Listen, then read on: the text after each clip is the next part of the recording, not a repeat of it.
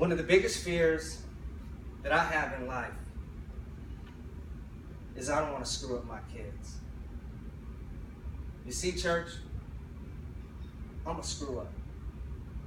I've screwed up everything I've touched my entire life, and I got a lifelong track record to prove it.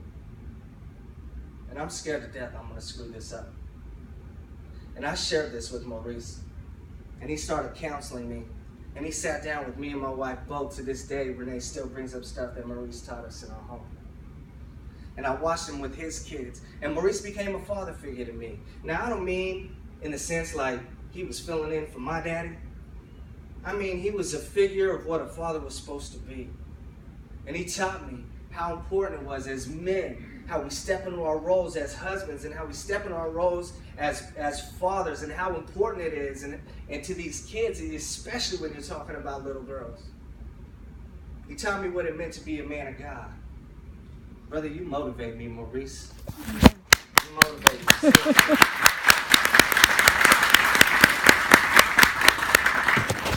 Maurice introduced me to Scott Weaver. Now, Scott and Vanessa are next door neighbors to Maurice and Renee. They got some kind of like weird sitcom thing going on over there.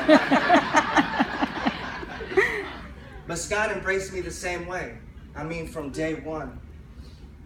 I started doing drugs at a young age. I mean, like 11 and 12 years old. By the time I was in my mid-teens, I pretty much was doing anything I could get my hands on, and I get my hands on anything I wanted with two older brothers in the streets.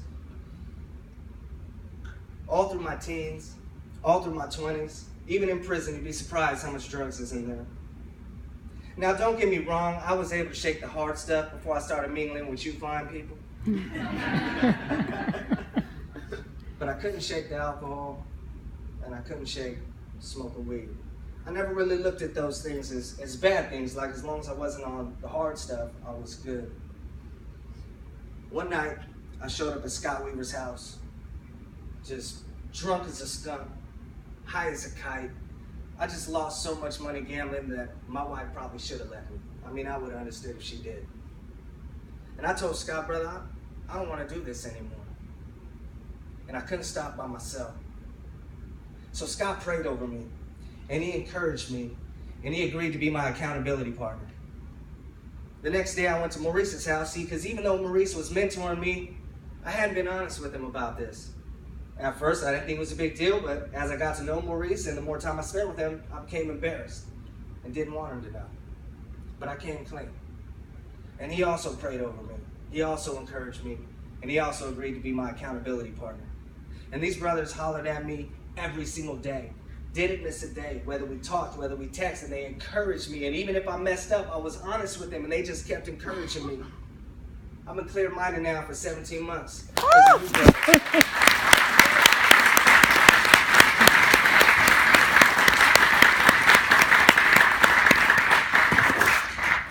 I apologize to all of you who have known me for longer than 17 months. Maurice wanted me to start going to the men's group Bible studies. And I didn't really want to go. I mean, I generally, don't like people or crowds with people in them. So I didn't really want to go. But he eventually convinced me to go. Either that or he Jedi mind tricked me into thinking it was my idea. I don't know. But thankfully for me, it was very small when I started going. I mean, it was only like 4 people. And the first person I met was Taylor Short. Now, me and Taylor, we're pretty different personalities, and one might think that we may not get along, but we did. And, we were the young guys in the group. We were the young guys with the young lives and the young wives. And it was cool because Taylor kept it light. And he was always cracking jokes, and he kept it funny, which made it comfortable for me because I walked in feeling so awkward. I was going through a lot with work at that time. I mean, I was working like a sinful amount of hours, 7 days a week, 70, 80 hours a week. And it was wearing on me so bad, and although people can be sympathetic to that, it's kind of feel like an island by yourself. They don't really know what you're going through. And then I met Jeff. who's not here today. I met Jeff, the only guy who had like a crazier schedule than I did, and worked crazy hours than I did. And we used to vibe on that. You know, we would connect off of our, sleepless zombie stories we would tell each other. And I got a chance to get to know Jeff in the meantime. And it was cool because it just made me feel a little bit more comfortable, even to come back for one more week. I met Paul Beretta, and me and Paul, we hit it off immediately. We clicked instantly. Now, when I met Paul, I didn't really know his testimony. So I didn't know that he also had his struggles with addiction. So when I found out, I was like, oh man, like the guy getting along with the best would be an addict. God and his sense of humor. But Paul was so helpful to me. He's just like raw, uncut honesty. You know, the thing about having an addictive personality is it's triggered to every emotion. You can't be happy, mad, or sad. It triggers everything. And Paul's honesty helped me so much, and listening to all his stories, man. And he told me how he lost everything and his time in the Dream Center and how hard he fought to get everything back. And once he got everything back, he wasn't satisfied. Amen. Now it's time to go help people. Amen. You inspire me, bro. Amen. You inspire me, Paul. Seriously.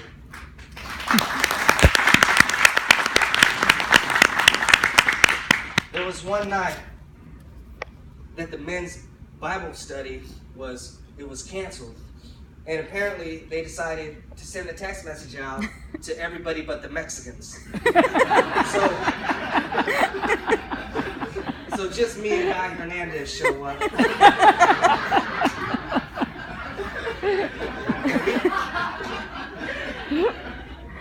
We grab a booth and we start talking, and he starts telling me about his childhood, and I told him about mine. He told me about the relationship with his father, and I told him about mine. I was amazed how much we had in common. And God told me how he was able to take all that negativity from his youth and give it over to God so God can turn it into something positive, so he can learn from it, so he can be a better parent to his kids, and how important it was to set a good example for his sons. Amen. And then he was able to turn around to his father and tell him, I forgive you. Amen. And I love you. That night was the first sense of peace I ever had when it came to my dad. Amen. And I was able to forgive him. And more importantly, I was able to look up and ask him to forgive me. Because I'm no picky. You have no idea how much you helped me that night, guy. I got to a point where the crowds didn't really bother me so much, and me and Renee started coming to the growth groups. It's where I've met a lot of you guys. Cliff and Linda, Wes and Felly, Jay and Shauna. Me and Jay grew up in the same area. We both know what it's like to be the only white boy in the neighborhood. At least I was half Mexican. I don't know how he got out of there.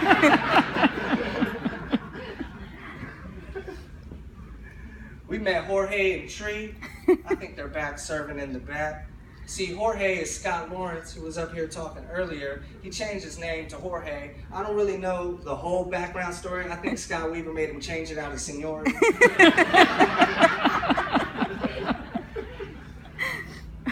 Walter and Grace, we were at the same small group table within the growth groups.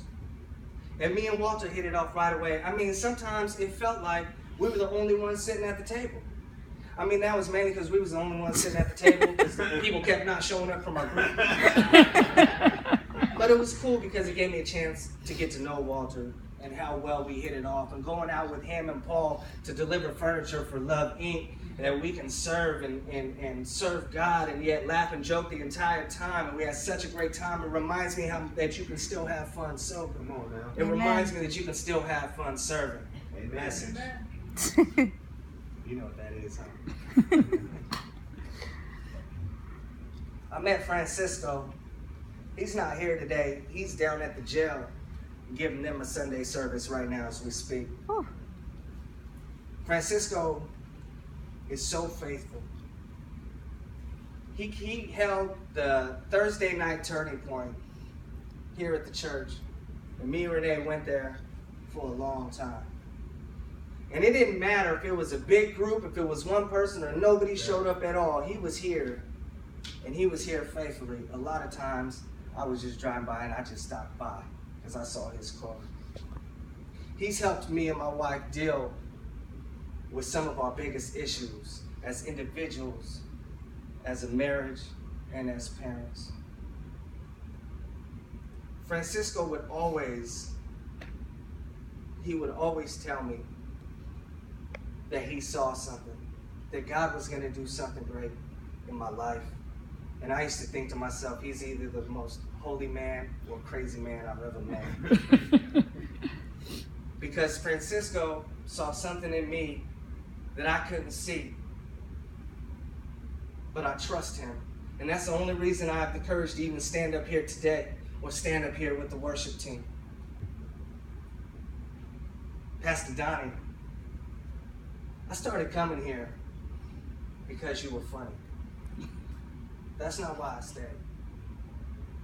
I stayed because you're genuine. Because you care. You care about people, and it's obvious to anyone who will pay attention. I sit out here every Sunday, and it just feels like you're preaching directly at me every single week, unless you're really preaching at me every week. That's kind of messed up. Through all your years of ministry, you've heard my story like 1,000 times. But when I told it to you, you sat there and listened like it was the first time you heard it. Amen. That's amazing to me. Amen. It really is. You see, church, I stand here humbled today and grateful for the impact that you guys have had on my life, for the impact that you guys have had on my family's life. But that's not what hit me so hard. I mean, that's not why I called Maurice and Paul. The reason I called Maurice and Paul is because I realized for the first time as I thought about this, that while you guys were pouring into my life, you taught me how I can pour into other people's lives. You see, I think our natural instinct is that we don't want to take too much on, especially a person, right? I mean, I work a lot.